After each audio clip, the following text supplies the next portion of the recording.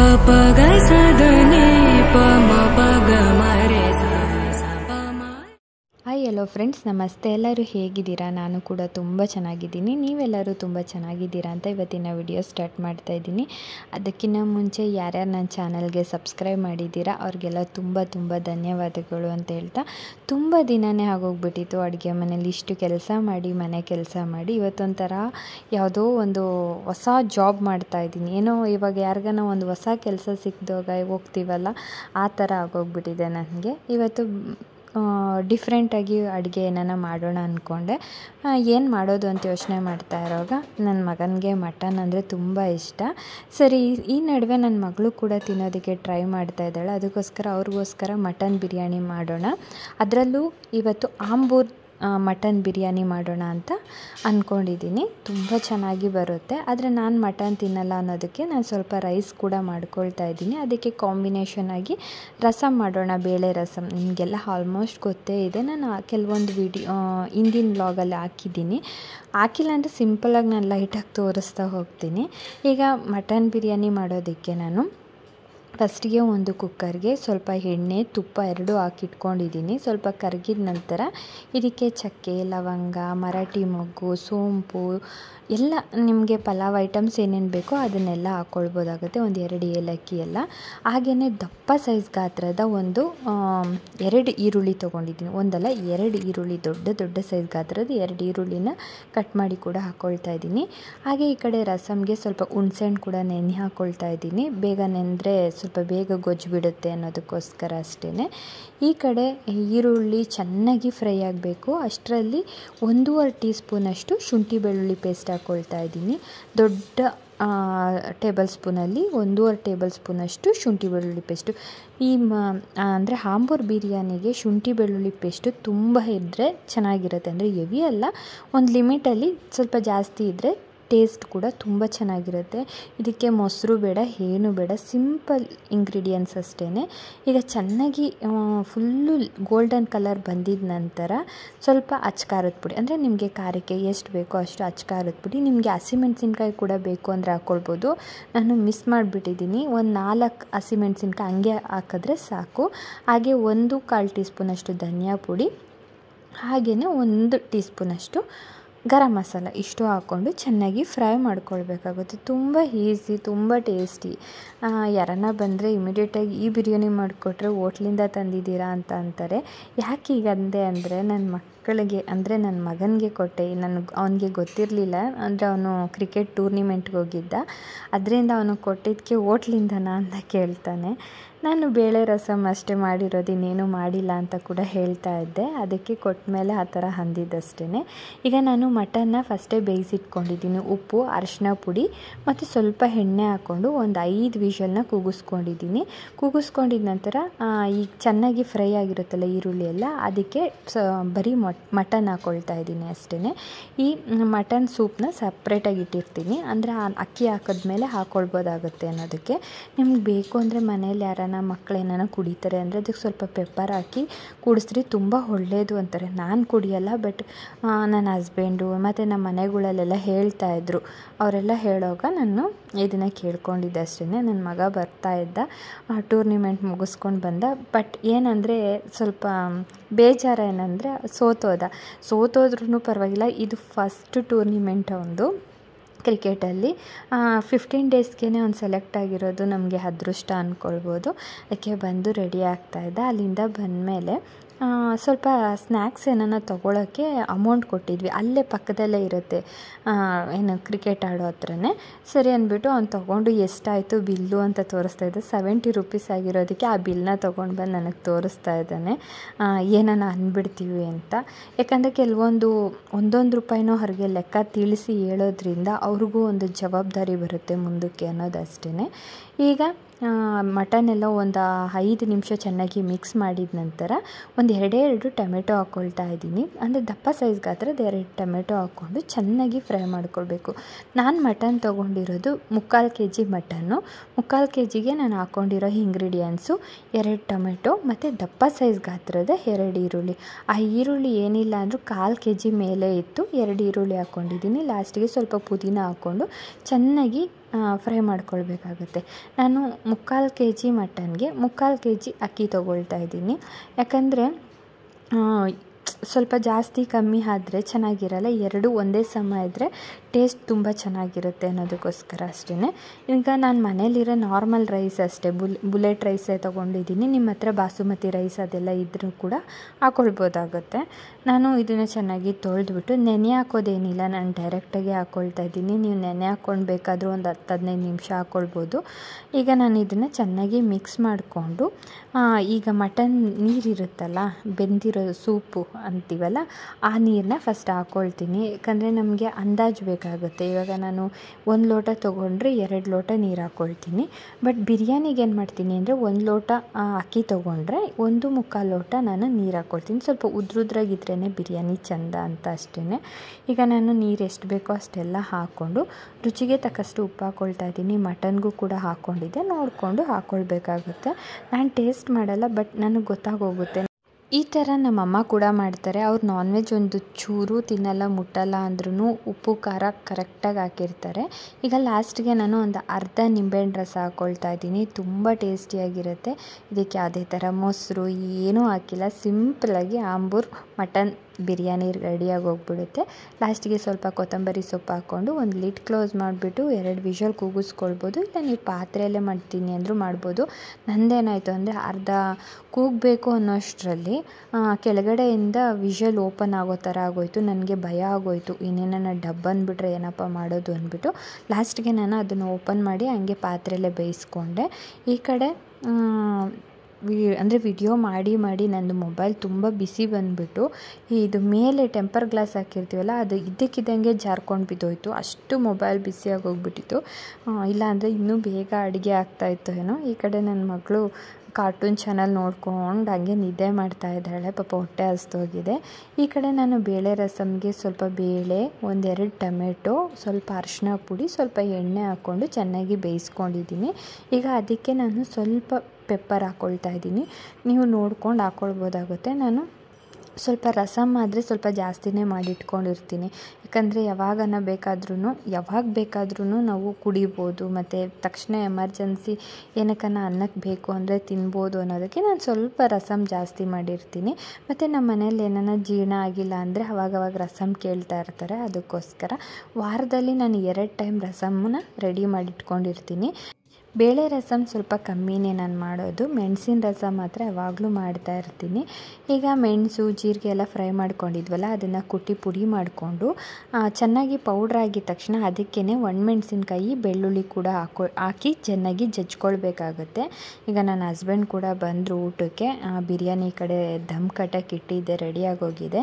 ಈಗ ರಸಮ್ಗೆ ನಾನು ಒಗ್ಗರಣೆ ಹಾಕ್ಕೊಳ್ತಾ ಇದ್ದೀನಿ. ಸ್ವಲ್ಪ ಎಣ್ಣೆ, ಸಾಸಿವೆ ಹಾಕ್ಕೊಂಡಿದ ನಂತರ ಈ ಜೀರಿಗೆ ಮೆಣಸು ಕುಟ್ಟಿರ್ತೀವಲ್ಲ, ಅದಕ್ಕೆ ಒಣಮೆಣಸಿನ್ಕಾಯಿ 1 ಹಿಡಿಯಷ್ಟು ಬೆಳ್ಳುಳ್ಳಿ ಹಾಕಿ ಜಜ್ಕೊಳ್ಬೇಕಾಗುತ್ತೆ. ಆ ವಿಡಿಯೋ ಹಾಕಲಿಲ್ಲ, ನಾನು ಸ್ಕಿಪ್ ಆಗೋಯ್ತು. ಯಾಕಂದರೆ ಅರ್ಜೆಂಟಲ್ಲಿ ಮಾಡ್ತಾಯಿದ್ದೆ ಅಡುಗೆ, ಅದಕ್ಕೆ ವಿಡಿಯೋ ಪ್ಲೇನೇ ಕೊಟ್ಟಿಲ್ಲ, ಹಂಗೆ ಕಂಟಿನ್ಯೂ ಕೊಟ್ಬಿಟ್ಟಿದ್ದೀನಿ. ಬಟ್ ಪ್ಲೇ ಆಗ್ತಾ ಇರಲಿಲ್ಲ.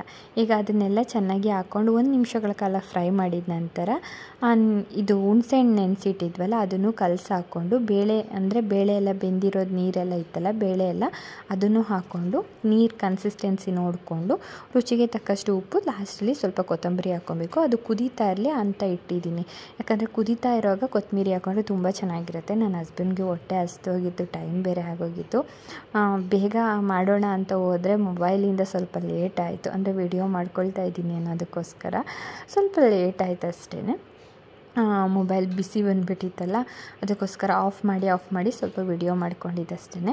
ಈಗ ಮಕ್ಳಿಗೂ ಬಿಸಿಯಾಗಿ ಬಿರಿಯಾನಿ ಹಾಕ್ಕೊಟ್ಬಿಟ್ರೆ ನಮ್ಗೆ ಅದೇ ಖುಷಿ. ಅವರು ಹೊಟ್ಟೆ ತುಂಬ ತಿಂದ್ಬಿಟ್ಟು ಚೆನ್ನಾಗಿದೆ ಅಂದ್ಬಿಟ್ರೆ ನಮಗೆ ಒಂದು ದೊಡ್ಡ ಏನೋ ಗಿಫ್ಟ್ ಕೊಟ್ಟಂಗೆ ಆಗೋಗ್ಬಿಡುತ್ತೆ. ಸರಿ, ಇಬ್ರಿಗೂ ಮಕ್ಕಳಿಗೆ ಹಾಕ್ಕೊಡ್ತಾ ಇದ್ದೀನಿ. ನನ್ನ ಮಗ ಅಂತೂ ಎಷ್ಟು ಹೇಳಿದ್ರು ಅವ್ನು ಕರೆಕ್ಟಾಗಿ ಊಟನೇ ಮಾಡಲ್ಲ. ಸರಿ, ಅವನೇನು ಮಾಡಿದ್ದಾನೆ, ಆವಾಗಲೇ ಏನೋ ತೊಗೊಂಡು ಬಂದು ಫ್ರಿಡ್ಜಲ್ಲಿ ಇಟ್ಟ. ನಾನು ಏನೋ ಅಂತ ಗಮನ ಕೊಡಲಿಲ್ಲ.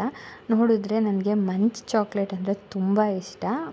70 ರೂಪೀಸ್ ಆಗಿತ್ತು ಅಂತ ಹೇಳಿದ್ನಲ್ಲ ಆಗಲೇ, ಅಲ್ಲಿ ಮಾರ್ಟಲ್ಲಿ ಅಂದರೆ ರಿಲಯನ್ಸ್ ಇದೆ ಅಲ್ಲಿ ಹತ್ರನೇ, ಅಲ್ಲೇನೋ ತೊಗೊಂಡ ಅಂತ ಹೇಳಿದ್ನಲ್ಲ ಫೀಲ್ಡ್ ಹತ್ರ, ಅಲ್ಲಿಂದ ನನಗೆ ಮಂಚ್ ಚಾಕ್ಲೇಟ್ ಇಷ್ಟ ಅಂದ್ಬಿಟ್ಟು ತೊಗೊಂಡು ಬಂದು ಫ್ರಿಡ್ಜಲ್ಲಿ ಇಟ್ಬಿಟ್ಟು ನನಗೆ ಕೊಟ್ಟಿದ್ದಾನೆ. ನಾನು ಬೇಡ ಅಂದ್ರೂ ಅರ್ಧ ತೊಗೊಂಡೆ, ಇಲ್ಲ ನೀನು ಪೂರ್ತಿ ತಿನ್ನು ಅಂತ ಹೇಳಿ ಬಲವಂತ ಮಾಡ್ತಾಯಿದ್ದ.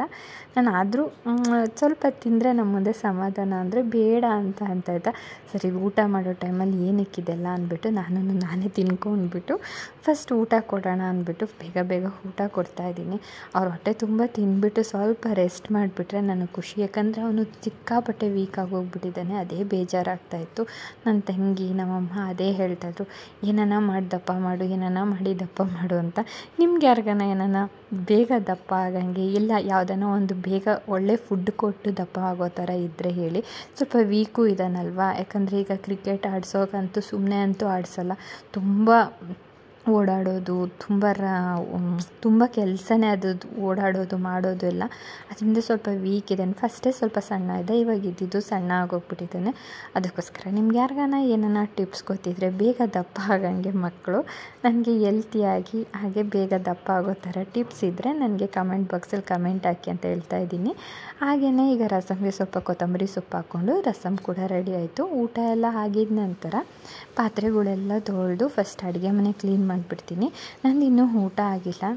ಫಸ್ಟ್ ನನಗೆ ಏನಂದರೆ ಎಲ್ಲ ಅಡುಗೆ ಆದಮೇಲೆ, ಎಲ್ಲರದ್ದು ಊಟ ಆದಮೇಲೆ ನನಗೆ ಅಡುಗೆ ಮನೆ ಕ್ಲೀನ್ ಆಗಿ ಆನಂತರ ಊಟ ಮಾಡೋಕ್ಕೆ ಇಷ್ಟ ನನಗೆ. ಇಲ್ಲ ಅಂದರೆ ಎಲ್ಲರೂ ಊಟಕ್ಕೆ ಕಾಯ್ತಾಯಿದ್ದೀನಿ ಅಂದರೆ ನಾನು ಅಡುಗೆ ಮನೆ ಕ್ಲೀನ್ ಮಾಡಿಬಿಟ್ಟೆ ಬರ್ತೀನಿ, ಅಲ್ಲಿವರೆಗೂ ನಾನು ಊಟ ಮಾಡಲ್ಲ ಅಂತೀನಿ. ಅದೇನೋ ನನಗೆ ಅಭ್ಯಾಸ.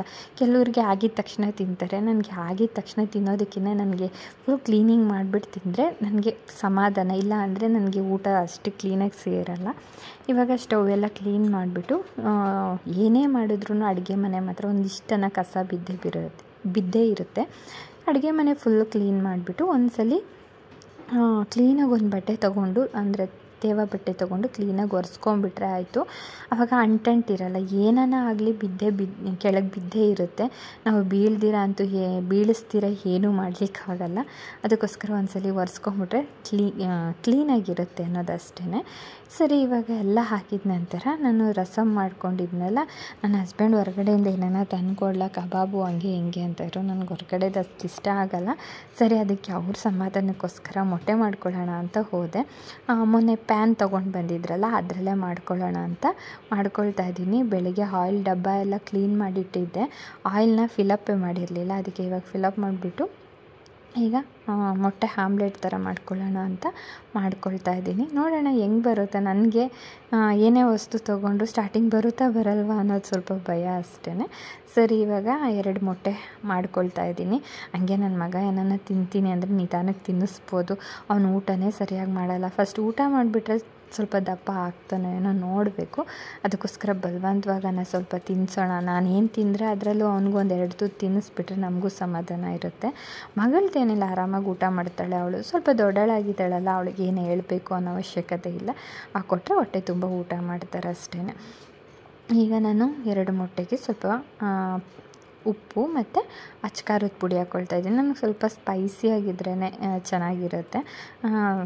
ಸಪ್ಪೆ ಆದರೆ ತಿನ್ನೋದಕ್ಕಾಗಲ್ಲ. ಹುಡುಗರಿಗಾದರೆ ಸ್ವಲ್ಪ ಸ್ಪೈಸಿ ಕಮ್ಮಿನೇ ಹಾಕ್ತೀನಿ. ನನ್ನ ಮಗಳಾದರೆ ಸ್ವಲ್ಪ ನಮ್ಮ ಥರನೇ ಖಾರ ಎಲ್ಲ ತಿಂತಾಳೆ, ಮಗ ಸ್ವಲ್ಪ ಕಮ್ಮಿನೇ. ಈಗ ಎಲ್ಲ ಆಮ್ಲೆಟ್ಗಳು 2 ಆಮ್ಲೆಟ್ ಮಾಡ್ಕೊಂಡಿದ್ದ ನಂತರ ನಾನು ಅನ್ನ ರಸಮ್ ಎಲ್ಲ ಹಾಕ್ಕೊಂಡು ಊಟ ಮಾಡಿದ್ರೆ ಆಯಿತು. ಒಂದೇ ಸಮ ಕೆಲಸ ಮಾಡಿ ಸುಸ್ತಾಗಿದೆ. ಏನಕ್ಕೆ ಅಂದರೆ ಇಷ್ಟು ಕೆಲಸ ಒಂದೇ ಸಮ ಮಾಡಿಲ್ಲ, ಚಿಕ್ಕ ಪುಟ್ಟ ಮಾಡ್ತಾಯಿದ್ದೆ, ಮಗಳು ಕೂಡ ಹೆಲ್ಪ್ ಮಾಡ್ತಾಯಿದ್ಲು. ಸರಿ, ಮನೆ ಕೆಲಸ ಎಲ್ಲ ಇವಾಗ ಕಸ ಗುಡ್ಸೋಕ್ಕೆ, ಮನೆ ಒರೆಸೋಕ್ಕೆ ಒಬ್ಬರು ಆಂಟಿಗೆ ಹೇಳಿಬಿಟ್ಟಿದ್ದೀನಿ. ಡೈಲಿ ಬಂದು ಗುಡಿಸಿ ಒರೆಸಿ ಬಾಗಿಲು ತೊಳೆದು ಹೋಗ್ತಾರೆ. ಅದರಿಂದ ಅದೊಂದು ಕೆಲಸ ತಪ್ಪಿತು ನನಗೆ. ಯಾಕಂದರೆ ಸ್ವಲ್ಪ ದಿನ ಕೆಲಸ ಮಾಡೋದು ಬೇಡ ಅಂತ ಡಾಕ್ಟ್ರ್ ಹೇಳಿರೋವಾಗ ನಾನು ಎಲ್ಲ ನಾನೇ ಮಾಡ್ತೀನಿ ಅಂದರೆ ನಾಳೆ ದಿನ ಏನಾದರೂ ಅದು ನನ್ನ ಮೇಲೆ ಬರುತ್ತೆ. ನೀನು ಯಾಕೆ ಮಾಡಿದೆ, ನೀನು ಮಾಡಿರೋದ್ರಿಂದನೇ ಹೆಂಗಾಯಿತು ಅಂತ. ಅದಕ್ಕೋಸ್ಕರ ನನ್ನ ಹಸ್ಬೆಂಡ್ ಹೇಳ್ತಾಯಿದ್ರು, ಯಾರನ್ನ ನೋಡಿಬಿಟ್ಟು ಕೆಲಸಕ್ಕೆ ಇಟ್ಕೊಳ್ಳೋಣ ಅಂದ್ಬಿಟ್ಟು. ಸರಿ ಆಯಿತು. ಅವರು ಬೆಳಗ್ಗೆನೇ 9 ಗಂಟೆಗೆ ಬಂದು ಕಸ ಗುಡಿಸಿ ಒರೆಸಿ ಎಲ್ಲ ಹೋಗ್ತಾರೆ. ಸರಿ, ಇವಾಗ ಊಟ ಎಲ್ಲ ಆಗಿದ ನಂತರ ನನ್ನ ಮಗನಿಗೆ 4:15ಗೆ ಕ್ರಿಕೆಟ್ ಇತ್ತು, ಅಂದರೆ ಪ್ರಾಕ್ಟೀಸ್ ಇರುತ್ತಲ್ಲ ಡೈಲಿ, ಅಲ್ಲಿಗೆ ಹೋಗ್ತಾರೆ. ಇವಾಗ ನನ್ನ ಹಸ್ಬೆಂಡು ಅವನ್ನ ಕರ್ಕೊಂಡೋಗಿ ಜೊತೆಯಲ್ಲೇ ಇದ್ದು ಕರ್ಕೊಂಬರ್ತಾರೆ. ಯಾಕಂದರೆ ಸ್ವಲ್ಪ ದೂರ, ಏನಾನ ಬೇಕು ಅಂದರೆ ಸಡನ್ನಾಗಿ ಹೋಗೋದಕ್ಕಾಗಲ್ಲ ಅಂದ್ಬಿಟ್ಟು ಸ್ವಲ್ಪ ದಿನ ಅಷ್ಟೇ ಅವನ ಜೊತೆ ಇರ್ತಾರೆ.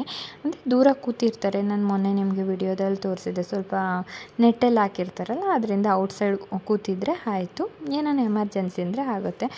ಸರಿ, ಈಗ ಅವನ್ನ ಕರ್ಕೊಂಡು ಬಂದಿದ್ದಾಯಿತು. ಕರ್ಕೊಂಡು ಬಂದಿದ್ದ ನಂತರ ಪೆಟ್ರೋಲ್ ಹಾಕ್ಸ್ಕೊಂಬರ್ಬೇಕಾಗಿತ್ತು. ಹಾಗೆ ಸ್ವಲ್ಪ ಫ್ರೂಟ್ಸು ಮತ್ತು ಮನೆಗೆ ವೆಜಿಟೇಬಲ್ ಎಲ್ಲ ಖಾಲಿಯಾಗಿತ್ತು. ಅಂದರೆ ಅಮ್ಮನ ಮನೆಗೆ ಹೋದ್ಮೇಲೆ ಏನೂ ತಂದಿರಲಿಲ್ಲ, ಅವಾಗವಾಗ ತಂದು ಮಾಡ್ಕೊಳ್ತಾ ಇದ್ದಿದ್ದಷ್ಟೇ ಒಂದು ವಾರದಿಂದ. ಈಗ ಪೆಟ್ರೋಲೆಲ್ಲ ಹಾಕಿಸ್ಕೊಂಡು ಹಾಗೆ ಸ್ವಲ್ಪ ವೆಜಿಟೇಬಲ್ ಎಲ್ಲ ತೊಗೊಂಡು ಹೋಗೋಣ ಅಂದ್ಬಿಟ್ಟು ಹೊರಗಡೆ ಬಂದ್ವಿ. ಎಷ್ಟೋ ದಿನ ಆಗಿತ್ತು ಹಿಂಗೆ ಹೊರಗಡೆ ಎಲ್ಲ ಸುತ್ತಾಡಿ ಅನ್ನಂಗೆ ಆಗೋಗಿದೆ. ನಾನು ಹಣ್ಣು ಮತ್ತು ತರಕಾರಿ ಎಲ್ಲ ತೊಗೊಳ್ಳೋ ಹತ್ರ ನಾನೇನು ವಿಡಿಯೋ ಮಾಡಲಿಕ್ಕೆ ಹೋಗಿಲ್ಲ. ಬಂದಿದ ತಕ್ಷಣ ನನ್ನ ಮಗನಿಗೆ ಸ್ವಲ್ಪ ಟಯರ್ಡ್ ಆಗಿತ್ತಲ್ಲ, ಸರಿ ಫಸ್ಟು ಇದೇ ಟಯರ್ಡ್ನೆಸ್ಸಲ್ಲೇ ಸ್ವಲ್ಪ ಊಟ ಮಾಡಿಸ್ಬಿಟ್ಟು ಸ್ವಲ್ಪ ಜ್ಯೂಸ್ ಏನಾನ ಕೊಟ್ಬಿಟ್ರೆ ಸ್ವಲ್ಪ ನಿದ್ದೆ ಮಾಡ್ತಾನೆ ಚೆನ್ನಾಗಿ. ಯಾಕಂದರೆ ಇವತ್ತು ಟೂರ್ನಿಮೆಂಟ್ ಇರೋ ಕಾರಣಕ್ಕೆ ಬೆಳಗ್ಗೆ ಬೇಗನೆ ಎದ್ದಿದ್ದ. ಒಂದು 5:30ಗೆಲ್ಲ ಎದ್ದು ಸ್ನಾನ ಮಾಡಿ ಹೋಗಿ ಬರೋಷ್ಟರಲ್ಲಿ ತುಂಬ ಸುಸ್ತಾಗೋಗ್ಬಿಟ್ಟಿದ್ದ. ಈಗ ಸದ್ಯಕ್ಕೆ ಟೂರ್ನಿಮೆಂಟ್ಗೆ ಹಾಕಲ್ಲ, ಬರೀ ಕ್ರಿಕೆಟ್ ಪ್ರಾಕ್ಟೀಸ್ಗೆ ಹೋಗಲಿ ಅಂತ ಇದ್ದೀವಿ. ಯಾಕಂದರೆ ಅಷ್ಟು ಸಣ್ಣ ಆಗಿರೋದಕ್ಕೆ ನಮಗೆ ಅದೊಂದು ಹೇಳ್ತಾನೆ ಇದ್ದೀನಿ ಅಂತ ಬೇಜಾರು ಮಾಡ್ಕೊಂಬಿಡಿ, ಹಂಗೆ ಅನ್ನಿಸ್ತಾ ಇದೆ ಅಷ್ಟೇ ನನಗೆ. ಈಗ ಫ್ರೂಟ್ಸ್ ಎಲ್ಲ ತೊಗೊಂಡು ಬಂದಿದ್ವಿ, ಆದಷ್ಟು ಒಂದು ವಾರಕ್ಕಾಗೋಷ್ಟೇ ತಂದಿರೋದು.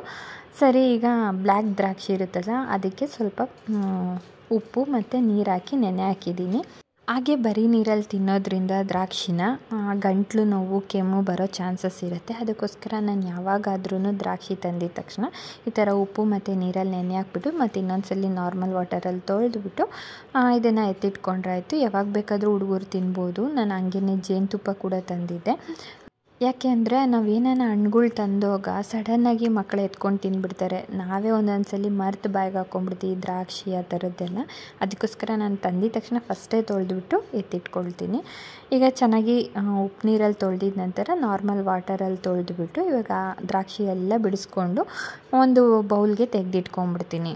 ಎಮರ್ಜೆನ್ಸಿ ಆದಾಗ, ಅಕಸ್ಮಾತ್ ನಾನು ಆ ಕಡೆ ಈ ಕಡೆ ಹೋದಾಗ ಎತ್ಕೊಂಡು ನನ್ನ ಮಗ ತಿಂತಾನೆ. ಈ ಥರ ಬ್ಲ್ಯಾಕ್ ದ್ರಾಕ್ಷಿ 3 ಜನಕ್ಕೂ ಇಷ್ಟ, ಅವರ ಅಪ್ಪ ಮಕ್ಕಳಿಗೆ 3 ಜನಕ್ಕೂ ಕೂಡ ಇಷ್ಟ. ಈಗ ಫ್ರೂಟ್ಸ್ನೆಲ್ಲ ತೆಗೆದಿಟ್ಟಿದ ನಂತರ ತರಕಾರಿ ಕೂಡ ನಾನು ಏನೂ ತೆಗೆದಿಲ್ಲ, ಸ್ವಲ್ಪನೇ ತಂದಿದ್ದೀನಿ. ಯಾಕಂದರೆ ಆವಾಗವಾಗ ತೊಗೊಂಬರೋಣ ಅಂತ. ನಾನು ಫಸ್ಟ್ ಏನು ಮಾಡ್ತಾಯಿದ್ದೆ ಅಂದರೆ ಹೆವಿ ತರಕಾರಿ ತರ್ತಾಯಿದ್ದೆ. ಯಾವ್ದು ಅಡುಗೆ ಮಾಡೋದು, ಯಾವ್ದು ಬಿಡೋದು ಅನ್ನೋಂಗೆ ಆಗೋಗ್ತಾಯಿತ್ತು. ಅದಕ್ಕೆ ಇವಾಗ ಒಂದು ವಾರಕ್ಕೆ ಪ್ಲ್ಯಾನ್ ಮಾಡಿಕೊಂಡು ಯಾವ್ಯಾವ ಅಡುಗೆ ಬೇಕು ಅಂದ್ಬಿಟ್ಟು ಫಸ್ಟೇ ಬರೆದಿಟ್ಕೊಂಡ್ಬಿಟ್ಟು ಇನ್ಮೇಲೆ ನಿಮಗೂ ತೋರಿಸ್ಬೇಕಲ್ಲ ಡಿಫ್ರೆಂಟಾಗಿರೋದು, ಅದಕ್ಕೋಸ್ಕರನೂ ನಾನು ತೊಗೊಂಡು ಬಂದಿದ್ದೀನಿ. ನೋಡೋಣ ಯಾವ್ಯಾವ ಥರ ಅಡುಗೆ ಮಾಡ್ತೀನಿ, ನನಗೂ ಅಷ್ಟು ಗೊತ್ತಿಲ್ಲ. ಆದರೂ ಒಂದು ದಿನಕ್ಕೆ ಮುಂಚೆನೇ ಎಲ್ಲ ಪ್ರಿಪೇರ್ ಮಾಡ್ಕೊಳ್ಬೇಕಾಗತ್ತೆ. ಈಗ ತರಕಾರಿ ಎಲ್ಲ ತುಂಬಿಡ್ತಾಯಿದ್ದೀನಿ, ಖಾಲಿ ಆಗೋಗ್ಬಿಟ್ಟಿತ್ತು ಬಾಕ್ಸ್ಗಳೆಲ್ಲನೂ. ಎಲ್ಲ ಫಿಲಪ್ ಮಾಡ್ತಾಯಿದ್ದೀನಿ. ಸ್ವಲ್ಪ ಜ್ಯೂಸ್ಗಳು ಮಾಡಬೇಕು. ಬೀಟ್ರೂಟ್ ತರಬೇಕಾಗಿತ್ತು, ಬಟ್ ಮರ್ತೋದೆ. ನಾನು ಬೆಳಗ್ಗೆ ಇದು ಕ್ಯಾರೆಟು ಮತ್ತು ಬೀಟ್ರೂಟ್ ಜ್ಯೂಸ್ ಕುಡಿಬೇಕು ಇನ್ಮೇಲೆ. ಯಾಕಂದರೆ ಸ್ವಲ್ಪ ಬ್ಲಡ್ ಕಮ್ಮಿ ಆಗಿದೆ ನನಗೆ, ಅದಕ್ಕೋಸ್ಕರ. ಸರಿ, ಇವಾಗೆಲ್ಲನೂ ಎತ್ತಿಟ್ಬಿಟ್ಟು ಫಸ್ಟು ಫ್ರಿಡ್ಜಲ್ಲಿ ಏನೇನು ಸೇರಿಸ್ಬೇಕೋ ಅದನ್ನೆಲ್ಲ ಸೇರಿಸ್ಬಿಟ್ರೆ ಆಯಿತು. ಈಗ ಫಸ್ಟು ನನ್ನ ಮಗನಿಗೆ ಊಟ ಮಾಡಿಸ್ಬಿಡೋಣ ಅಂತ ನಾನೇ ಹಾಕ್ಕೊಂಡು ತಿನ್ನಿಸ್ಬಿಡ್ತೀನಿ. ಅವನ್ನ ತಿನ್ನೋಕೆ ಕೊಟ್ಟರೆ 1 ಅವರ್ ತಿಂತಾ ಇರ್ತಾನೆ. ಅದಕ್ಕೋಸ್ಕರ ನನ್ನ ಹಸ್ಬೆಂಡ್ ಹೇಳಿದ್ರು, ಸಂಜೆ ಹೊತ್ತನ ನೀನೇ ತಿನ್ನಿಸ್ಬಿಡಪ್ಪ ಅಂದ್ಬಿಟ್ಟು. ಸರಿ, ಅದಕ್ಕೋಸ್ಕರ ತಿನ್ನಿಸ್ಬಿಡೋಣ ಅಂದ್ಬಿಟ್ಟು ಬೇಗ ಬೇಗ ಎಲ್ಲ ಎತ್ತಿಟ್ಟೆ. ಈ ಥರ ಬ್ಯಾಗ್ಗಳು ತುಂಬ ಚೆನ್ನಾಗಿರುತ್ತೆ. ಫ್ರೂಟ್ಸ್ ತೊಗೊಂಡು ಬಂದ್ವಲ್ಲ, ಅವರೇ ಕೊಟ್ಟರು.